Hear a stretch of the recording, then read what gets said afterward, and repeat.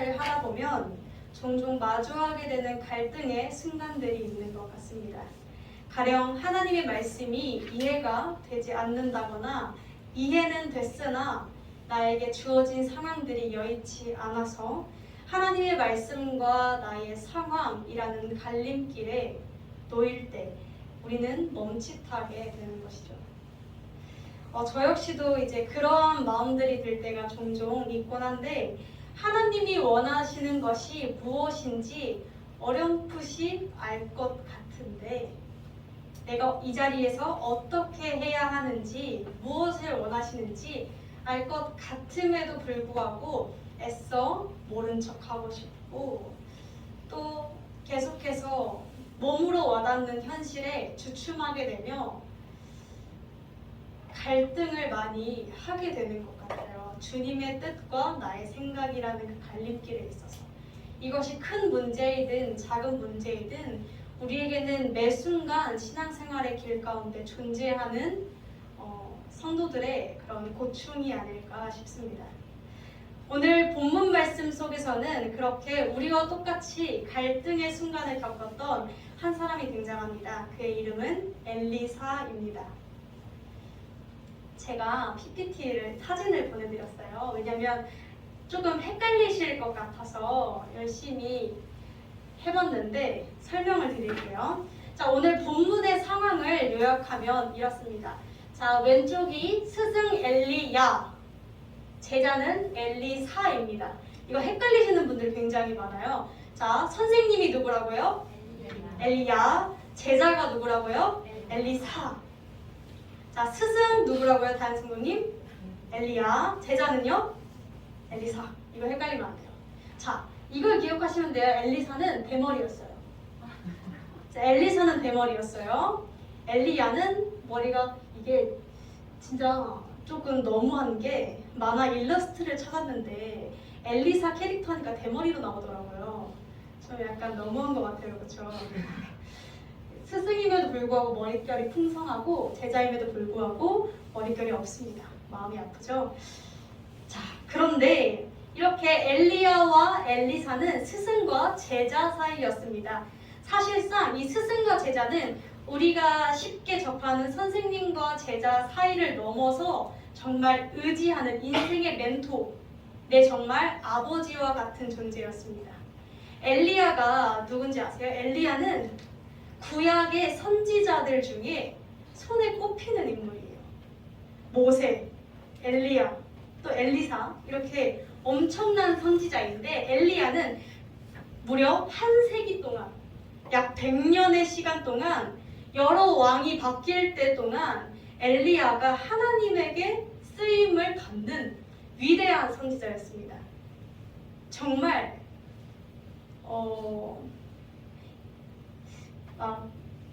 우리가 요즘 아는 유명한 목사님들 그런 느낌보다 누구나 다 아는 백성들이 전부 다 아는 정말 위대해서 저 사람은 정말 하나님의 사람이야 라고 모두가 입을 모아 칭찬하는 사람이 엘리야였어요.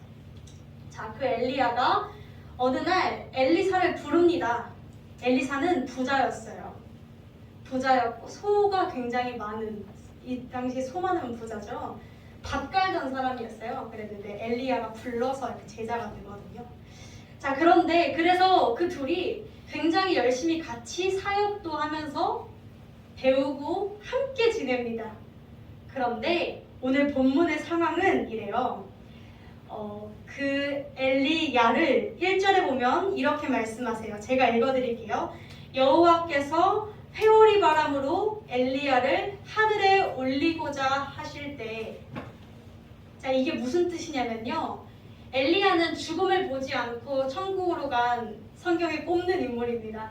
그런데 하나님께서 그 엘리야를 이제 데려가고자 하셨다라는 거예요. 엘리야의 죽음이 얼마 남지 않은 순간입니다. 이 사실을 엘리야도 알고 엘리사도 알고 있었습니다. 자, 그러한 상황 가운데에서 오늘 본문의 이야기는, 오늘 본문 읽다 보면 뭔가 아까 읽은 것 같은데 또 읽고 아까 읽은 것 같은데 또 읽은 느낌이 좀 나지 않으셨나요? 그거를 못 캐치하셨으면 영혼 없이 읽은 거예요. 자, 같은 얘기가 3번 반복될 겁니다. 오늘 본문은 이 둘이 어딘가로 다음 장면 넘겨주시겠어요? 이 둘이 어딘가로 이렇게 나아가는데 나아가면서 뭔가 비슷한 구조가 반복되는 형식으로 이야기가 진행이 되고 있습니다. 뭔가 목적지를 향해서 가긴 가는데 상황이 계속 반복된다는 거예요. 길갈에서도 반복되고 베델에서도 반복되고 여리고에서도 반복된다는 것입니다. 자, 장소가 이동할 때마다 어떤 상황이 반복됐냐면요. 자, 우리 지명 어렵죠? 한번 읽고 가볼까요? 제가 선창하면 따라와 주세요. 길갈, 베델, 여리고, 요단강. 이 중에서 익숙한 거 뭐 있을까요? 여리고. 또 뭐요? 요단강. 요단강은 많이 알죠. 요단강 건너면 죽는 거라고 하잖아요. 요단강, 그리고 여리고, 베델. 베델도 뭔가 익숙하지 않아요? 하나님의 집. 그 왜 야곱이 머리 베고 천사 만나서 이렇게 한 데 있잖아요. 아브라함이 예배드리고 다 살고 했던 거예요. 자, 길갈은 좀 익숙하지 않으실 수 있어요. 지명이에요, 지명. 그냥 경기도, 남양주시, 구리시 이런 느낌이에요. 자, 다음 장면 넘겨주세요. 자, 본문 스토리를 설명드릴게요. 자, 이 이야기, 세 개의 이야기가 반복돼서 3번 등장합니다. 반복돼서 3번 등장하는데 이렇습니다. 첫 번째로는 엘리야가 누구라고요? 스승이 이렇게 이야기합니다. 여호와께서 나를 베델로, 처음에 길갈에서는 나를 베델로 보내시려고 해. 그러나 너는 여기 머물러 있어. 라고 얘기해요. 자, 그럴 때 엘리사가 어떻게 대답하냐면요. 자, 엘리야가 하나님께서 지금 보면은 여호와께서 나를 여기로 보내시려 한다. 그러니까 엘리야는 지금 자기가 얼마 안 있으면 하나님 품에 안길 거라는 걸 알고 있어요. 그래서 엘리사를 떨어뜨려 놓으려고 계속 애씁니다. 근데 엘리사가 뭐라고 합니까? 내가 하나님의 살아계심과 당신의 영원히 살아계심을 두고 맹세하노니, 엄청난 맹세죠. 내가 정말 목숨 걸고 맹세하니 나는 결코 당신을 떠나지 않겠습니다. 당신이 간다면 나도 갑니다. 라고 이야기해요. 자, 그래서 길갈에서 어디로 갔죠? 베델. 좋아요.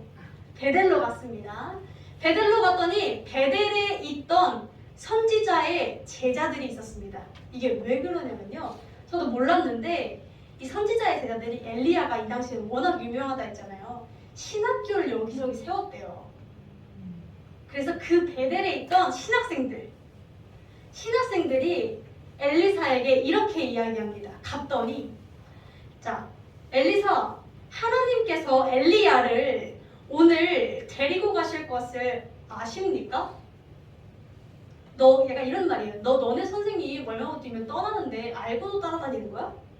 이 말이에요. 그랬더니 엘리사가 뭐라 하냐면, 나도 아니, 조용히 해라. 이게 조용히 해라가 이제 히브리어로 헤헤슈거든요. 헤헤슈. 이게 약간 어떤 느낌이냐면 쉿 이런 느낌이에요. 헤헤슈 이런 느낌이에요. 이게 소리 나는 대로 써서 헤헤슈예요. 헤헤슈에서. 조용히. 알아. 나도 알아. 잠재웠어요. 자, 여기가 어디죠? 베델. 자, 또 한 번 어디로 움직입니까? 여리고. 너무 좋습니다. 여리고를 가려고 하는데 엘리야가 또 이렇게 얘기합니다. 여호와께서 나를 여리고로 보내시려고 한다. 그러나 너는 여기 머물라. 또 떨어뜨려 놓으려 합니다. 엘리사가 나 안 떠납니다. 라고 얘기해요.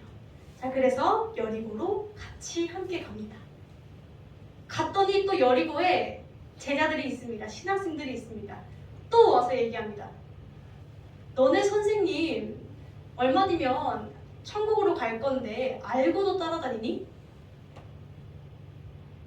그러니까 엘리사가 또 한 번 얘기합니다. 나도 아니, 조용히 해라. 이 상황이 여리고에서 또 한 번 반복이 됩니다. 여리고에서 요단으로 가기 전에도. 여호와께서 나를 요단으로 가려고 하신다. 넌 여기 머물라. 이 상황이 3번이 반복돼요. 이렇게 반복된다. 성경에서 2번, 3번 반복된다라는 건 뭔가 있다는 거예요. 성경은 하나도 허투루 쓰인 게 없습니다. 뭔가 있다는 거예요. 자, 그렇다면 이 반복되는 상황 속에 담긴 주님의 수, 주님의 한 수는 뭘까요? 제가 이 본문에서 주님의 한 수를 찾으려고 되게 막 열심히 찾아봤어요. 그런데 먼저 거쳐간 지역들 있잖아요. 다시 그 전으로 봐주시겠어요? 거쳐간 이 지역들. 요거요. 예, 요거요. 길갈, 베델, 여리고, 요단강. 여기 뭐 의미가 담겨있나? 생각해서 이것저것 막 생각해봤어요. 제 생각은 아니고 열심히 찾아보고 이렇게 했어요. 여러 해석들이 있더라고요. 첫 번째 해석, 여호수아가 하나님의 임재하심과 함께 거쳐갔던 땅이다. 그러니까 하나님이 다 각 장소마다 일하셨던 땅이다 라는 해석. 자, 그런데 또 아니다. 또 누군가는 엘리야가 그 신학생들을 한 번씩 천국 가기 전에 돌보려고 가는 것이다. 여러 막 해석들이 있더라고요. 자, 그런데 여러 해석들이 분명 존재하고, 누구는 이래요. 뭐 길갈은 뭐 세상이고 베델은 사단이고 뭐고 사단과 세상을 극복하고 이렇게 이것도 있는데 오늘은 그런 하나하나에 초점을 두지 않을 거예요. 왜냐면 제가 막 여기에 담긴 왜 하나님이 이 둘을 그렇게 장소를 움직이게 하셨나에 대해서 머리싸움을 하고 있는데 제 그 머리싸움이 딱 하나로 종료가 됐어요. 뭐로 종료가 됐냐면 엘리야의 태도를 통해서 종료가 됐어요. 엘리야가 뭐라고 얘기하냐면 이것을 우리가 주목해야 돼요. 하나님의 말씀에 나를 가라고 하셨기에 나는 간다. 하나님이 나를 보내셨기에 나를 여리고로 베델로 요단으로 보내셨기에 나는 간다. 엘리야도 하나님이 왜 보내신지는 몰랐어요. 근데 엘리야가 왜 갔어요? 하나님의 말씀이 가라고 했기 때문에 간다라는 거예요. 이 여정 가운데 담겨있던 주님의 뜻은, 주님의 한수는 엘리야와 엘리사를 향한 테스트였습니다. 시험이었어요. 엘리야를 오늘 1절에서 뭐라 그랬죠? 엘리야를 데리고 올라가실 거라고. 한 세기 동안 선지자로 사용했던 그 엘리야, 선생님을 데리고 가셔서 하나님께서 그 다음을 이을 엘리사를 이제 사용하려고 마음을 먹으셨어요. 그런데 그러려면 엘리사의 반응을 얻어내야 돼요. 어떤 반응? 하나님의 말씀에 움직이는 순종의 태도. 자, 그래서 엘리야는 먼저 스승은 본을 보여주죠. 엘리야는 죽기 직전까지도 내가 가고 싶은 곳이 아니라 하나님이 가라고 하신 곳으로 발걸음을 향했습니다.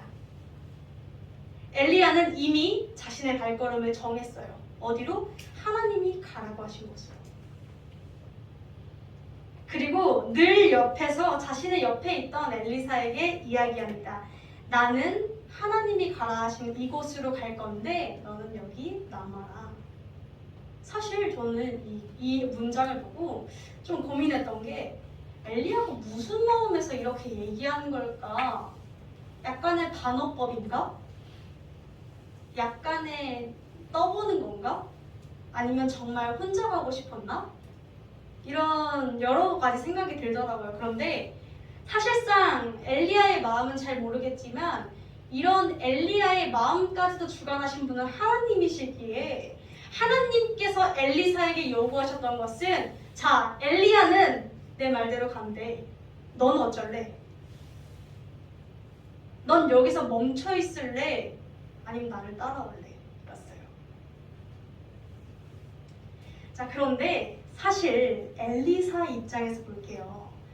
엘리사는 남아있는 게 나아요. 왜 낳냐면 우리 마음에 그런 생각도 들 수 있잖아요. 스승님이 가시는 마지막 순간까지 볼 수 있잖아요. 그게 예의고 도리일 수 있잖아요. 그런데 그게 아니라 자, 엘리야를 인생의 멘토로 따랐던 엘리사였어요. 엘리사가 처음에 엘리야를 따를 때 자신의 소를 다 집어 던지고 갔거든요. 자신의 생계 다 집어 던지고 엘리사만 보고 따라간 거예요. 엘리야라는 사람만 보고. 제가 방금 뭐라 그랬죠? 약간 표정이 이상해지셔야 돼요. 제가 알아차려요. 저도 엘리야가 불렀을 때 엘리사는 자신의 생계를 집어 던지고 엘리야 한 사람 보고 따랐어요. 그런데 하나님이 이제 그 엘리야를 데려가신대요. 선생님을. 엘리사는 어떻게 해요? 나 이제 어떻게 살아요? 자, 엘리사는 원래 뭐 하던 사람? 밭 갈던 사람, 농사 짓던 사람. 농사 짓던 사람이 여기저기 옮겨 다니는 게 말이 돼요? 안 돼요. 농사 짓는 사람은 한 자리에 머물러 있어야 돼요. 정착해야 돼요. 머물러 있는 게 그의 멀리 봤을 때, 그의 인생을 좀 멀리 봤을 때 합리적이고 더 나은 생각 같아요. 왜? 엘리야가 떠난 이후에 자신의 삶도 생각해야죠. 엘리야 있을 때까지는 그래, 선생님 따라다니니까 라고 하지만 그가 떠나면 어떡할 건데요? 내 살 길 찾아야죠. 내 살공리 해야죠. 남아있는 게 나아요. 선지자의 제자들, 신학생들도 그런 의미에서 얘기했을 거예요. 어차피 오늘 데리고 가신다니까 너도 빨리 너 살공리 찾아. 자, 엘리야는, 선생님은 하나님의 말씀에 따라서 움직였고 제자들은 7절에 보면 어떻게 등장하냐면요. 선지자의 제자 50명이 가서 멀리 서서 바라보네. 이들은 따라가지 않았어요. 각 지역에 있던, 그러니까 이게 반복되다 보니까 선지자의 제자들이 따라온 것 같은데 그게 아니라 그냥 베델에 있던 신학생들, 여리고에 있던 신학생들이었던 거예요. 그래서 이들은 따라가지 않고 그냥 그 자리에 멈춰 있었어요. 왜? 어차피 데려가실 거니까 그럼 나도 여기서 정착해서 내 삶을 살아야 하니까요. 굳이 따라갈 이유가 없죠. 자, 엘리사가 고민에 분명 빠졌을 거예요. 당차게 이야기했지만 계속 갈등이 생겼을 거예요. 따라 나서느냐, 여기서 멈춰 서느냐. 선생님, 내 인생의 멘토가 사라진다는 것은 엄청난 일이에요. 선생님과 제자의 관계를 떠나서 아버지 같은 존재였기 때문에 자기 인생을 붙들고 흔들던 사람이었기 때문에 그가 떠난다라는 것은 엘리사에게 적잖이 충격적인 일이었을 겁니다. 그런 상황에 놓인 그가 고민하기 시작해요. 따라가느냐, 따라가지 않느냐. 엘리야는 하나님의 말씀대로 움직인다는데 하나님의 말씀을 따라갈 것이냐, 아니면 나도 제자들처럼 여기 남아 내 살 길을, 내 살 공리를 찾겠느냐. 반드시 신앙생활에서는 선택의 갈림길이 존재합니다. 이게 신앙도 내 생각도 어느 정도 섞어서 가져갈 수 있으면 참 좋아요. 그렇죠? 참 좋은데 두루두루 참 어느 정도 적당히 하면 참 좋은데 하나님은 어떤 분이시냐면요. 자신을 온전하게 사랑하기를 원하시는 분이세요. 그래서 우리에게 질문하세요. 마치 엘리야는 하나님의 말씀을 택했고 제자들은, 신학생들은 자신의 살공리를 택했던 것처럼 신앙생활을 하다 보면 나의 이해로 닿지 않는 부분이 존재하게 됩니다. 그리고 나의 이해로 닿지 않을 선까지 하나님께서 끌고 꾸역꾸역 들어가실 때가 있어요. 그리고 그 갈림길에 나를 던져 놓으시곤 합니다. 하나님의 말씀대로 할 것이냐, 그냥 내가 살아가던 방식대로 계속 살 것이냐라는 그 갈림길에 놓이게 합니다. 열왕기상 18장 21절에 엘리야가 이스라엘 백성들에게 한 이야기가 있어요. 우리 같이 한번 읽어볼까요? 어디부터 읽냐면 가까이 나아가 이르되 너희가부터 시작. 너희가 어느 때까지 두 사이에서 머뭇머뭇하려느냐. 여호와가 만일 하나님이면 그를 쫓고 바알이 만일 하나님이면 그를 쫓을지니라 하니. 자, 이 당시 이스라엘 백성들은 바알과 하나님을 분별하지 못했습니다. 바알도 어느 정도, 하나님도 어느 정도, 하나님과 세상을 동시에 가져가고 있었습니다. 그랬을 때 엘리야가 이렇게 외칩니다. 어느 때까지 둘 사이에서 머뭇머뭇하려느냐. 너의 여기서 하나님이라는 뜻은 여호와가 하나님, 바알이 하나님이라는 뜻은요, 여호와가 너의 인생의 주인이라면 하나님의 길을 쫓을 것이고, 바알이 세상이 말하는 가치관이 너의 인생을 쥐고 흔들 것이면 그를 따라 떠나라. 이런 것이죠. 물질이 너의 인생을 쥐고 흔들면 물질이 살아가는 방식대로, 세상 사람들이 말하는 그 방식대로 살아갈 것이고, 하나님을 믿는 사람들이면 하나님이 나의 물질을 주관하시는 분이라 믿는다면 하나님께 믿고 맡겨봐라. 나의 인생, 나의 관계를 주관하시는 분이 하나님인 것 같으면 하나님께 맡기고, 나와의 관계를 주관하는 사람이 이 사람인 것 같으면 그 사람에게 몰입해라. 그 사람에게 최선을 다해라. 애매하게 굴지 마. 하나님은 어차피 그런 것 받지 않으셔 라고 엘리야가 이야기한 거예요. 분명 신앙생활에서는 이렇게 신앙의 갈림길이 존재합니다. 결단이 필요한 순간들이 있습니다. 자, 그러한 가운데 엘리사는 어떻게 외쳤냐면요, 여호와의 살아계심과 당신의 영혼이 살아있음을 두고 내가 맹세하노니 나는 당신을 떠나지 않겠습니다. 나도 여호와의 말씀대로 살아보겠습니다 라고 이야기하는 것입니다. 엘리사에게는 3번의 갈림길이 존재했습니다. 베델과 여리고와 요단강. 지역을 움직일 때마다 사실 이게 굉장히 그림에서는 쉬워 보였잖아요. 근데 쉬운 거리는 아니에요. 이스라엘 지형이 중동이잖아요. 날씨가 급변하는 곳이에요, 여기는. 그리고 또 이 베델에서 여리고로 내려가는 그 길은요, 1000m를 밑으로, 골짜기를 밑으로 걷는 길이에요. 엘리사가 걸어가면서 자신의 것들을 내려놓고 내려놨을 거예요. 그 가운데에서 계속해서 찾아오는 불안감들이 있었을 거예요. 계속해서 늘 마주하게 되는 현실들이 있었을 것이고, 몸으로 와닿는 고됨과 힘듦이 존재했을 거예요. 엘리사에게는. 이런 느낌이에요. 하나님께서 엘리사에게 처음에 막 엘리야와 즐겁게 사역을 하다가 어느 순간 때가 되니까 이렇게 물으세요. 너 이래도 나 따라올래? 자, 베델로 힘들게 움직였습니다. 고된 여정이었어요. 자, 나를 따라오면 이렇게 힘들 수도 있는데 너 나 따라올래? 또 한 번 물으십니다. 또 여리고로 그 밑은 골짜기까지 내려갑니다. 내려놓고 또 내려놓고, 자신을 내려놓고, 내가 나를 주장했던 많은 것들, 내가 사랑했던, 챙겨왔던 많은 것들을 내려놓았을 때 주님께서 또 한 번 물으십니다.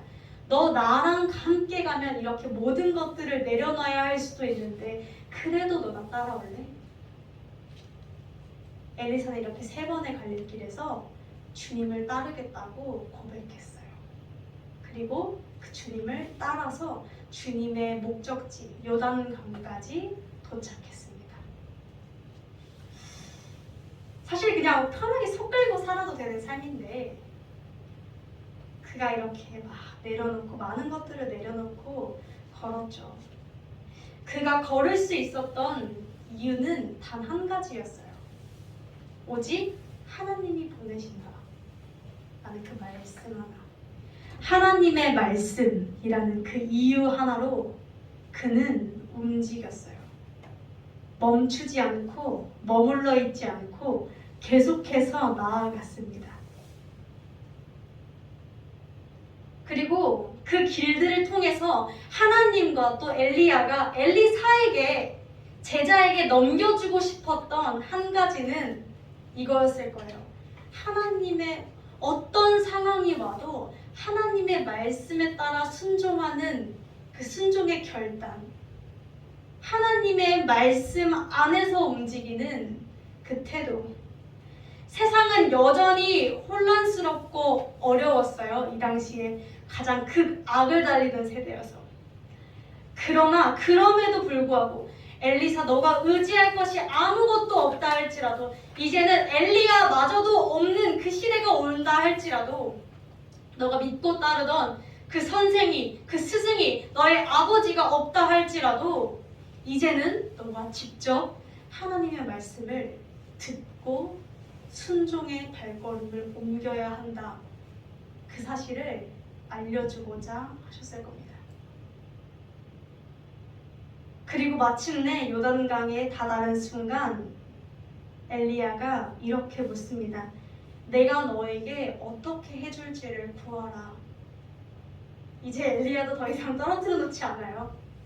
내가 너한테 내가 올라가기 전 무엇을 해주길 원하니? 그때 엘리사가 뭐라 얘기하냐면 당신의 성령의 갑절을 2배를 나에게 주세요. 당신이 받았던 그 성령 나에게 2배로 주세요. 이야기예요. 근데 엘리야가 뭐라 얘기하냐면요, 너가 어려운 것을 구하는도다 라고 해요. 그러면서 내가 하늘로 들려 올라가는 것을 너가 본다면 이루어질 것이고 보지 않는다면 이루어지지 않을 거야. 이 말은 단순히 내가 이렇게 능력이 엄청난데 너는 그보다 이상은 안 될 거야가 아니라, 이 말은 그것은 성령의 임재하심은 내가 너에게 해줄 수 있는 것이 아니야. 다만 하늘로 들려 올라간다는 그 보는 것은 하나님께서 너에게 주려고 하시면 넌 그것을 얻게 될 거다 라는 엘리야의 이야기입니다. 하나님께서 직접 엘리사에게 성령이 임하셔야 엘리사가 권능을 얻게 되고 능력을 얻어 그 성령의 충만하심을 입을 수 있다는 사실을 이야기해 주었습니다. 그리고 엘리사가 이제 엘리야가 그 말을 하고 들려 올라가요. 그때 엘리사가 부르짖어 기도합니다. 내 아버지여, 내 아버지여, 엘리야의 하나님이여 어디 계시나이까? 외쳤을 때 하나님께서는 엘리사에게 갑절의 성령을 허락해 주셨습니다. 15절에 보면은 그래서 제자들이 이렇게 얘기해요. 엘리야의 하나님이 성령이 하시는 역사가 엘리사 위에 머물렀다라고 이야기합니다. 자, 그런데 이 이후에 벌어지는 이야기가 좀 재밌습니다.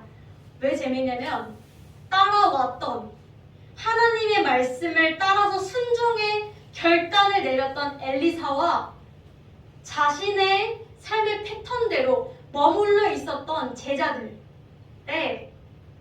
이 둘이 극명하게 나뉩니다. 어떻게 나뉘냐면요, 엘리사는 주님이 주시는 성령을 체험하고 느끼며 갑절의 것을 받았어요. 그렇죠? 그런데 제자들, 신학생들은 이렇게 이야기합니다. 16절에 이렇게 이야기해요. 자, 보면 가로되 당신의 종들에게 용사 50인이 있습니다. 건장한 사람 50인이 있습니다. 그러니 저희로 가서 당신의 주 엘리야를 찾게 하세요. 염려하건대 하나님의 성령이 엘리야를 들고 가다가 어느 산이나 골짜기에 떨어뜨리셨을까봐 걱정됩니다. 자, 어때요? 엘리사는 엘리야를 직접 들려 올라가시는 주님의 일하심을 직접 체험하고 성령을 깨달았어요. 그러니까 의심이 없어요. 그런데 직접 보지 않았던, 머물러 있었던 그들은 여전히 주님께서 어디 들고 가다가 엘리야를 떨어뜨리실 거라고 의심합니다. 걱정에 차 있습니다. 불안과 두려움에 차 있습니다.